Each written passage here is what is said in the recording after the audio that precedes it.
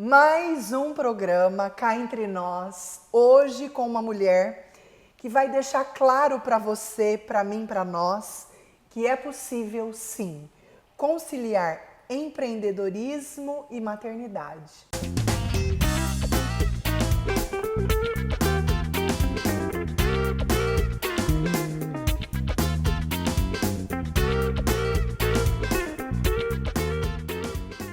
E de um jeito super inovador e criativo.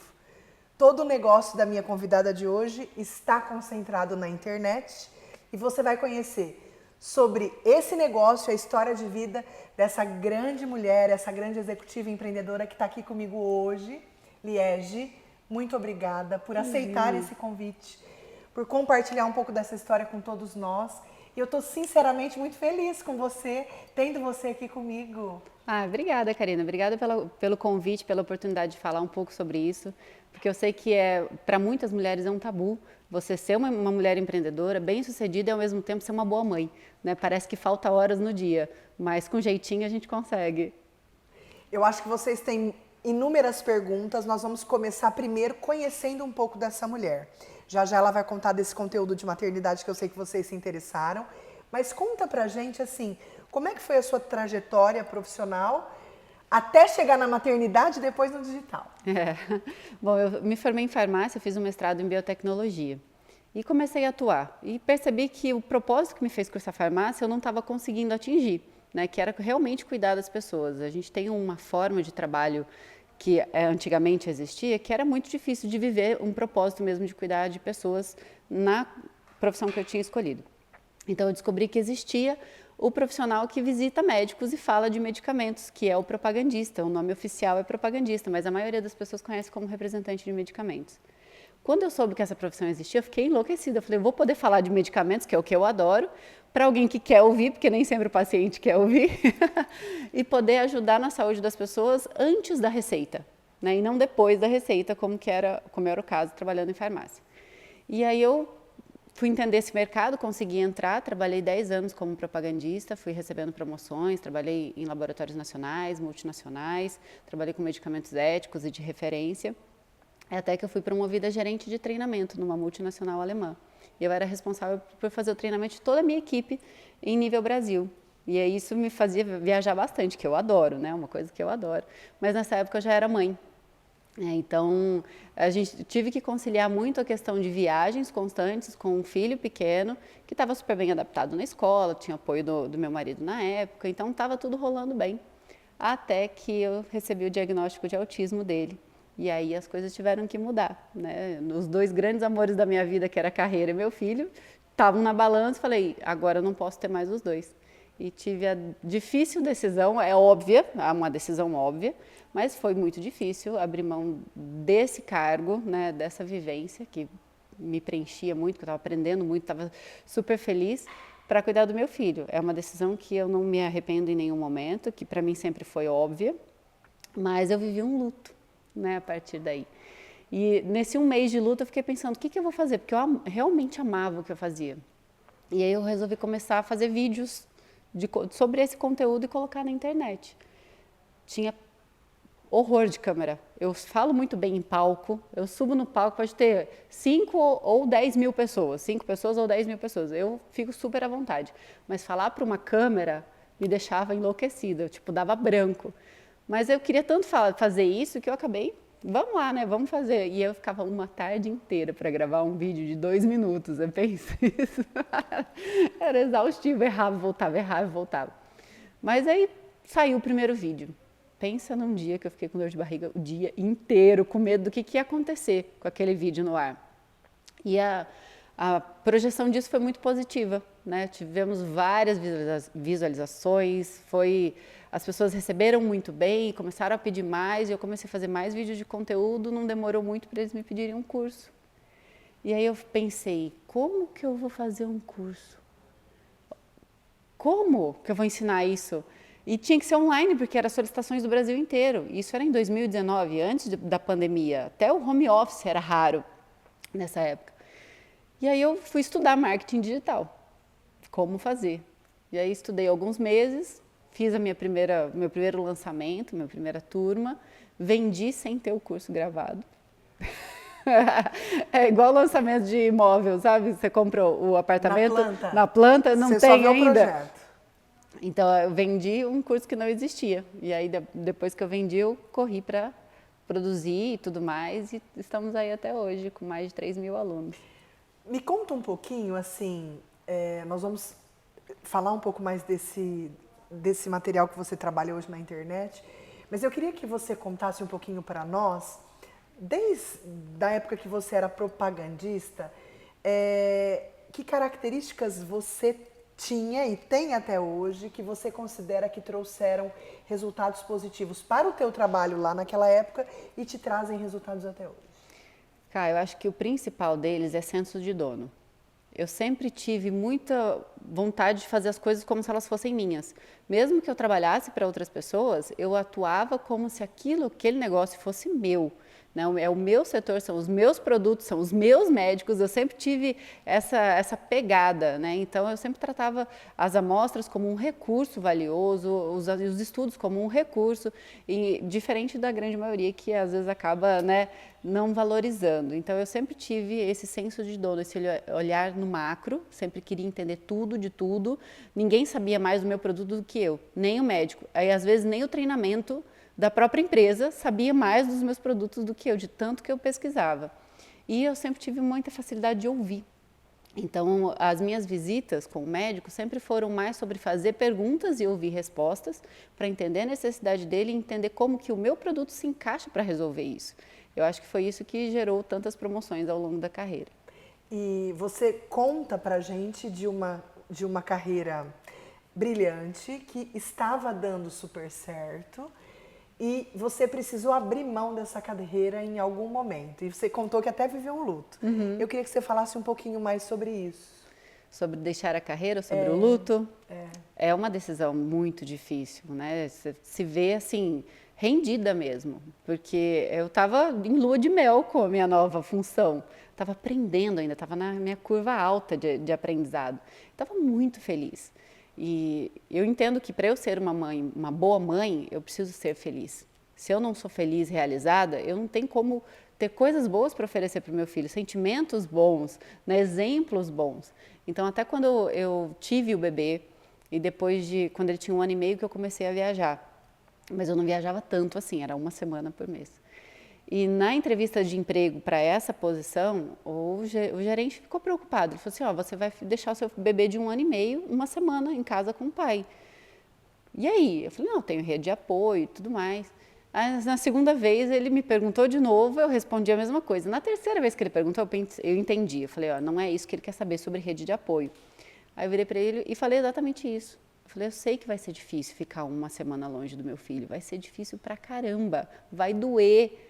Só que para eu ser uma boa mãe, eu preciso ser uma mulher realizada. Então eram 4 noites, né, que eu passava longe e que para mim me ajudavam bastante porque eu me reconectava comigo mulher. Porque quando a gente tem um filho, quando a gente entra na maternidade, a gente se desconecta da gente como mulher, como esposa, como profissional. A gente só vive o papel mãe.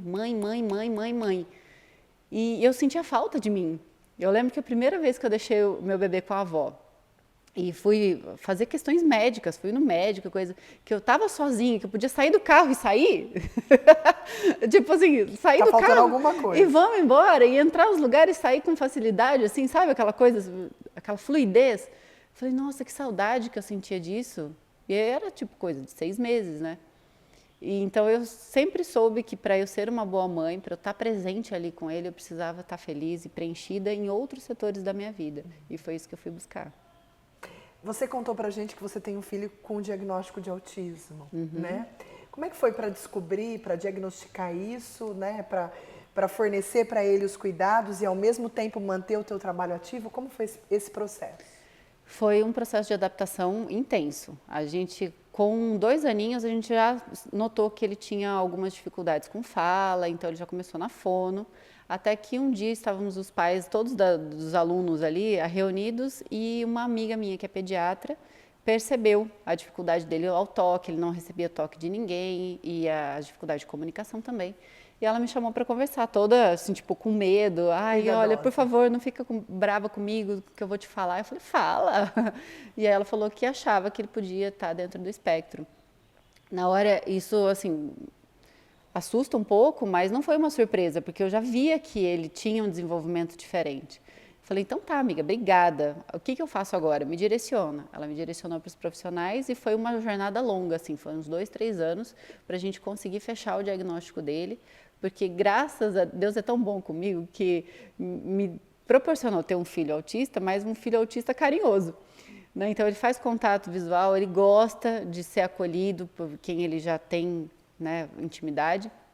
E isso seria, acho que, a parte mais difícil para mim da condição, de não ter esse afeto, esse apego, que eu sou muito grudada.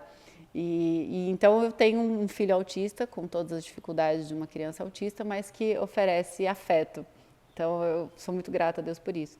E foi justamente isso que demorou o diagnóstico, que ele atrapalhava, né, em encaixar em outras questões. Esse contato visual dificultou um pouco de fechar o diagnóstico, é. Aí, com quase 7 anos que a gente conseguiu fechar e vem trabalhando em cima disso com várias terapeutas, com a escola junto. Então, ele tem um auxiliar na escola, né, além da professora. E trimestralmente eu me reúno na escola com a professora, a auxiliar, a diretora, a coordenadora, as terapeutas. Sentamos todas e definimos quais são as diretrizes de trabalho com ele no próximo trimestre. E aí todos andam no mesmo ritmo, né, olhando para o mesmo objetivo. E hoje, se você conhecer ele, você não vai dizer que ele é uma criança neurotípica de jeito nenhum. Ele é super comunicativo, ele vem, ele conversa. Então, ele não parece. Hoje ele não parece, mas é graças a esse esforço conjunto que a gente faz. Ele fez você parar em algum momento, diminuir o seu ritmo? Com certeza. Quando eu saí da minha condição de gerente de treinamento, até eu estabelecer a empresa e tudo mais, eu fiquei muito focada nele. E hoje eu tenho um ritmo de trabalho que é intenso, mas é flexível. Então, na hora do almoço, pego ele na escola, levo para terapia, a gente almoça junto e eu levo para a escola de novo. Eu sou separada hoje, então temos guarda compartilhada. Nos dias em que ele está comigo, a gente sai, vai fazer piquenique, vai para o beach tênis, ele adora uma academia, né? Tem 9 anos ele hoje, mas ele adora, ele vai comigo, então o exemplo, ele arrasta. Né? Então, todas as minhas atividades, ele vai comigo, ele participa, ele vê o exemplo, né? Às vezes eu faço live em casa, ele chega no escritório, fala, oi galera, e ele até grava vídeo para mim no canal. Esses dias eu pedi para ele fazer uma chamada, que eu ia lançar uma aula, falei, filho, faz uma chamada, e fui fazendo com ele, ele fez a chamada bonitinho. E aí ficou o making off depois, foi muito engraçado, que ele falava assim, que quebra mesmo que eu E ficou muito bonitinho. Então ele acompanha, ele se integrou na minha rotina e eu abro muitos espaços para ele e no momento que eu estou com ele, eu estou plenamente com ele. Então a gente conseguiu se unir muito nesse processo quando eu passei a empreender com essa flexibilidade. Então às vezes eu trabalho até 10 horas da noite, mas às vezes eu passo a manhã com ele. Né? E finais de semana também a gente tem muita qualidade de tempo juntos. Então é sobre isso, né? É sobre a qualidade do tempo que você tem e não a quantidade. Eu queria que você contasse um pouco esse movimento que você fez entre o trabalho para uma multinacional, desenvolvimento e treinamento de pessoas e esse pulo para o empreendedorismo. Como foi isso? Como isso aconteceu? De onde saiu essa ideia? Por que isso ocorreu? Isso foi arrastada, né? Primeiro eu tive que sair por conta da condição do Theo. Depois eu comecei a fazer vídeos, porque eu queria falar da profissão, até porque ela tem muitos mitos, as pessoas acham que o mercado é muito fechado, que não entra se não tiver indicação, que se você tiver uma idade, não entra mais. Então são todas coisas que mudaram muito e as pessoas deixam de buscar porque acreditam nisso. Então o mercado mudou, mas as crenças não mudaram. E eu achava importante trazer pessoas qualificadas para a função, mas que elas pudessem saber que elas poderiam. E aí foi quando eu comecei a colocar esses vídeos e esses vídeos foram gerando engajamento. E aí eu pensei, empreender. Eu sempre fui CLT. O que eu vou fazer agora, né?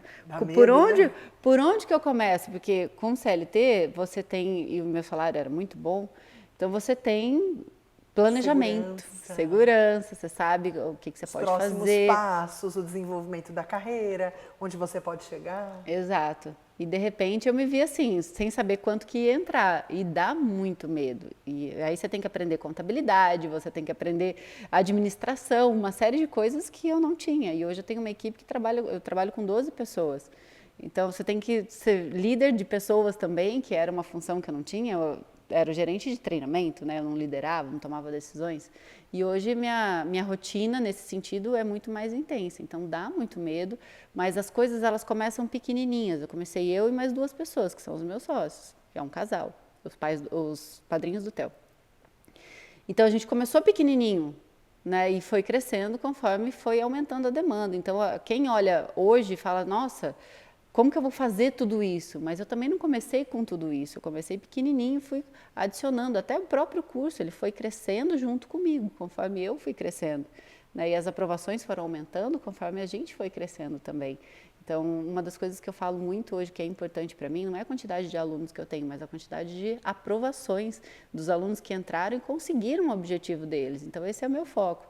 Eu tenho uma equipe toda preparada para isso. Então, essa é uma questão que precisa estar muito presente. Quando você decidir empreender, tem que ser algo que move o teu coração, que move o teu propósito, porque fazer por fazer vai ser extremamente cansativo e o dinheiro que vai entrar, por mais, seja qual for a quantia, ele não vai ser suficiente se não tiver o propósito envolvido. Então, dá medo, dá, mas vai com medo mesmo, porque quando tem propósito, o coração está ali, as coisas acontecem.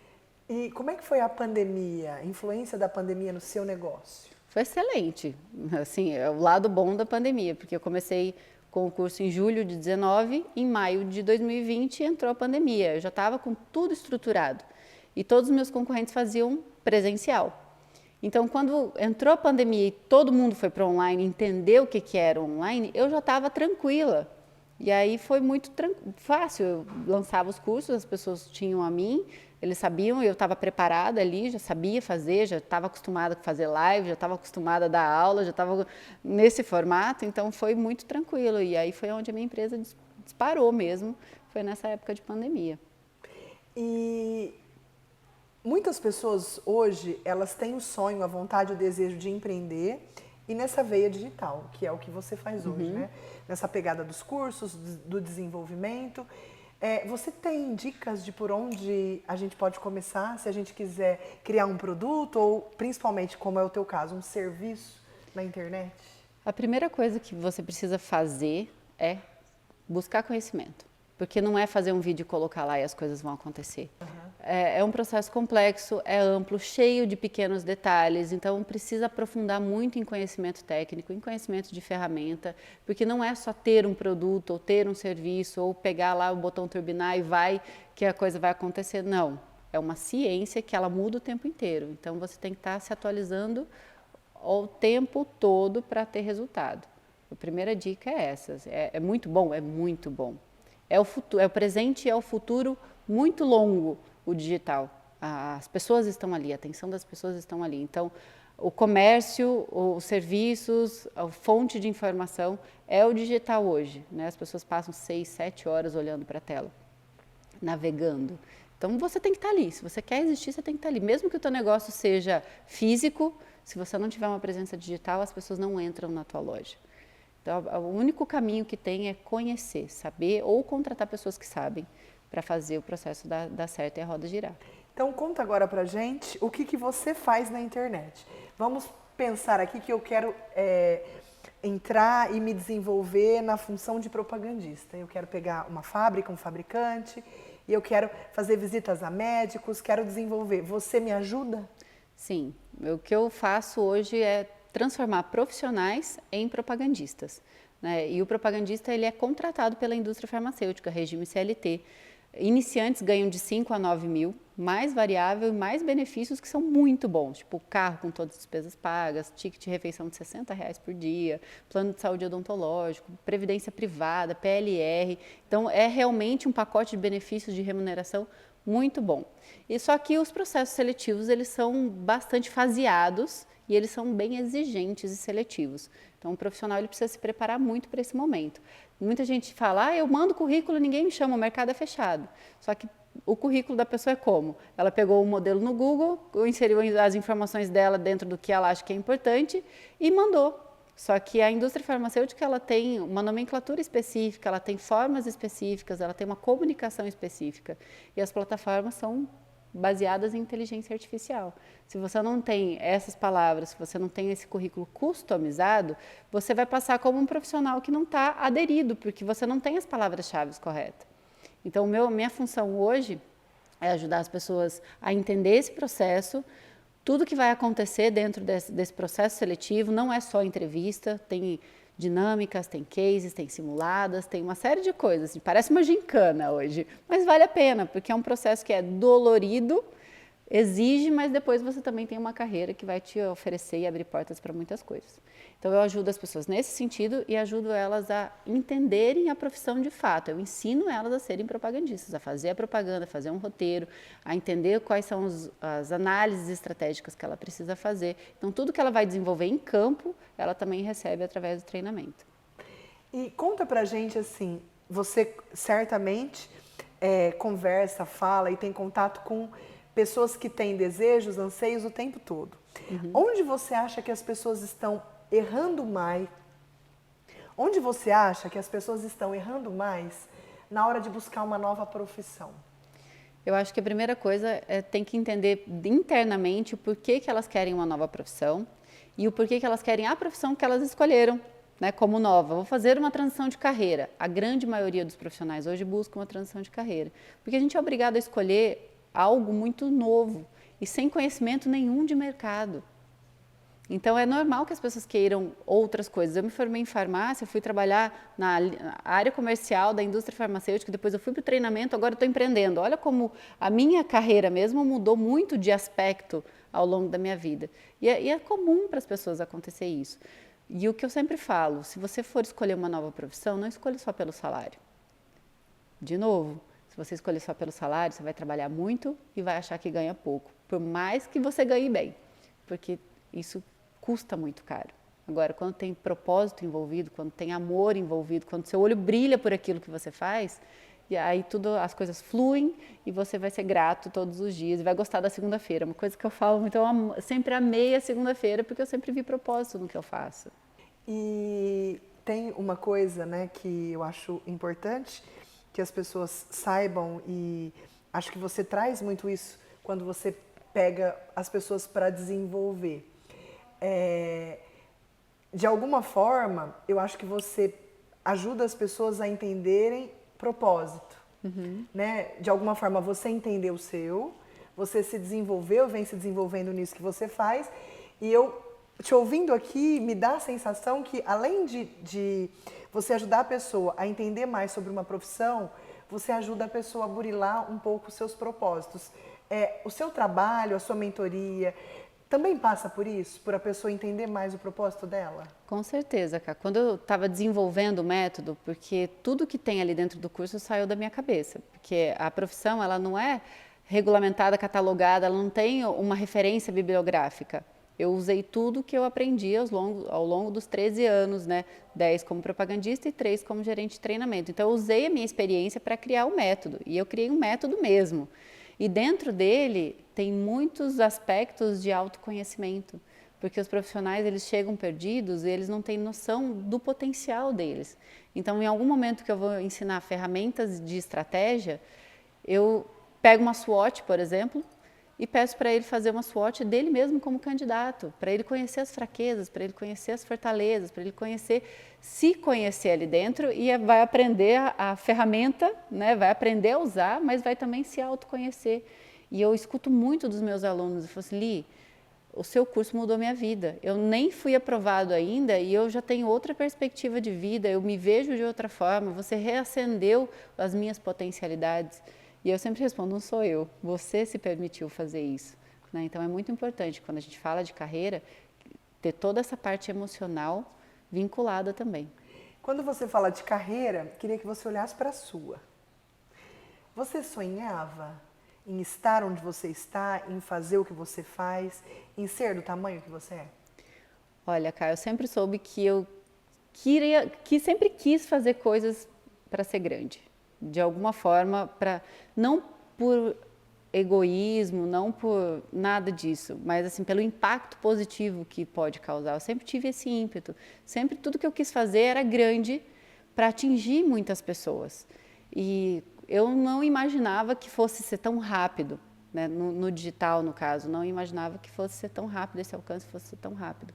Mas eu sou muito grata por isso, porque são vidas que chegam para mim e que eu posso mudar todos os dias, que eu posso tocar um pouquinho e mudar. Então, eu sempre falo para os meus alunos, eu sempre falo nas minhas lives, que os meus pedidos a Deus sempre são que as pessoas que precisem de mim consigam me encontrar e que elas me permitam dar um toque na vida para que a trajetória mude, né? Então, eu sempre quis, sempre busco, inclusive hoje eu sou presidente de uma instituição assistencial e eu sempre busquei assim fazer coisas para muita gente. E no final do ano passado eu recebi um contato da ONU e eu fui condecorada pela ONU justamente por causa do impacto do trabalho. E eu demorei para acreditar, viu? As pessoas, a galera lá teve que me ligar, fardado. É verdade, somos a ONU e queremos te condecorar. E aí eu, então tá.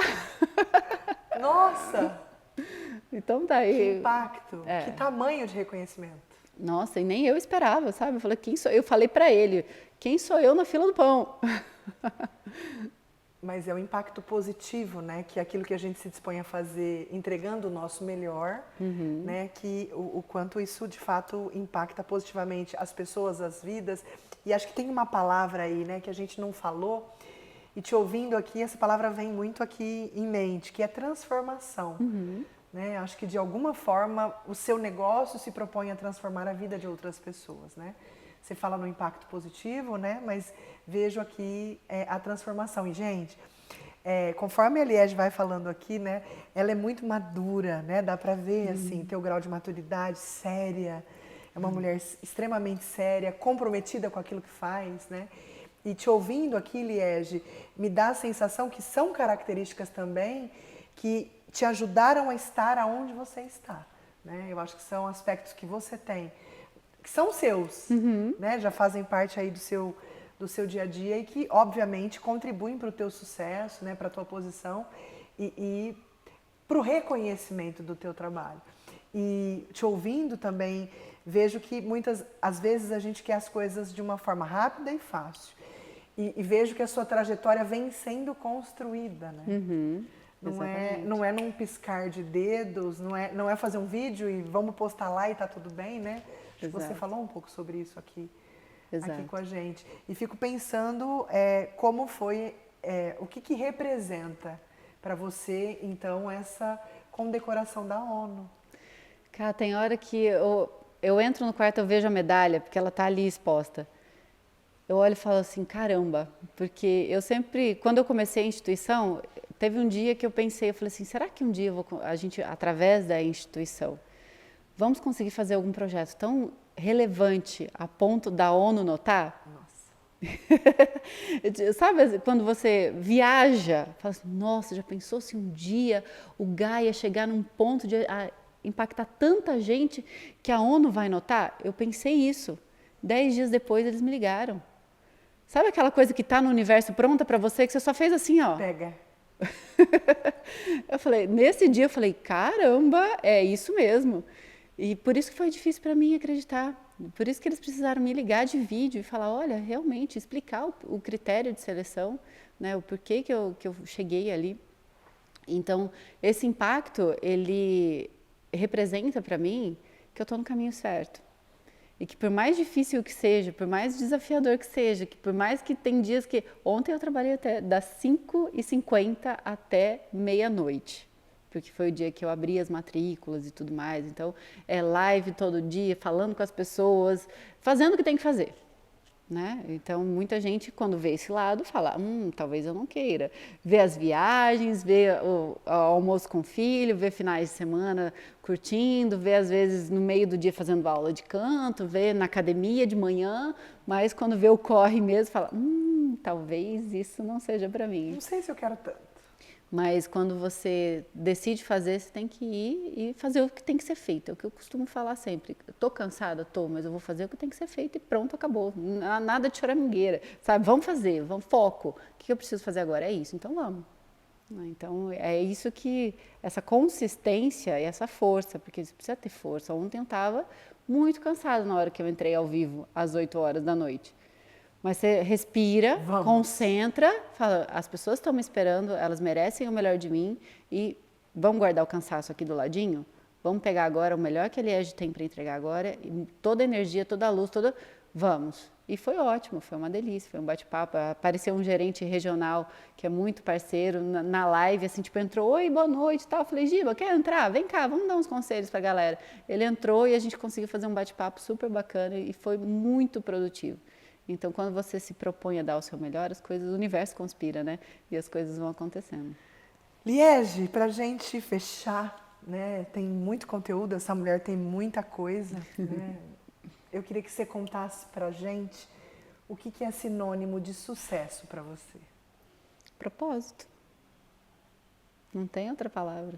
Onde você colocar o coração, onde você colocar o propósito, as coisas vão fluir, elas vão crescer, porque é um fertilizante potente, né? E, embora as dificuldades existam, se você se organizar, você consegue ser uma boa mãe, você consegue ser uma boa chefe, você consegue ser uma boa mentora, por mais que isso seja cansativo. Não estou dizendo que isso é fácil para mim, não. Levar todos esses papéis, né? Não é fácil, exige muito de mim. Mas, por outro lado, o coração está sempre quentinho. Então, sinônimo de sucesso é colocar propósito, força e o melhor de você no que você decidir fazer.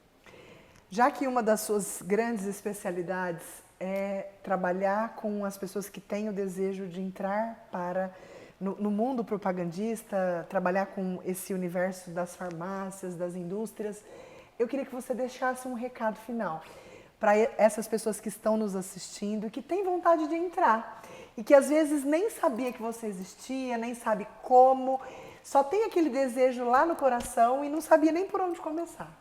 Então, eu vou até falar para eles, né? Então, se você está aí e você quer ser um propagandista, quer trabalhar na indústria farmacêutica, quer trabalhar com esse propósito, você precisa de conhecimento. Se você tem 2 pré-requisitos, se você tem habilitação para dirigir carro e faculdade, qualquer área, pode ser tecnólogo, bacharel, licenciatura, qualquer área, você já pode participar dos processos. Agora, para você ter sucesso, você precisa de preparação, de conhecimento, de acompanhamento. E nisso eu posso te ajudar. Pode deixar aqui minhas redes sociais. Já pode deixar. Então, o Instagram é Liege_receita de propagandista e o YouTube é receita de propagandista, porque o propagandista gera o quê? Receita. Eu ia perguntar por que receita de propagandista. Porque o propagandista, a função dele é gerar receitas junto ao médico e a minha função é gerar propagandistas. Então, a gente faz uma receita de propagandista com todos os ingredientes aí que ele precisa para atingir essa nova profissão, essa nova carreira, né? Que a indústria farmacêutica gosta de desenvolver carreiras. Foi assim comigo e é assim com todo mundo que entra e está disposto a crescer.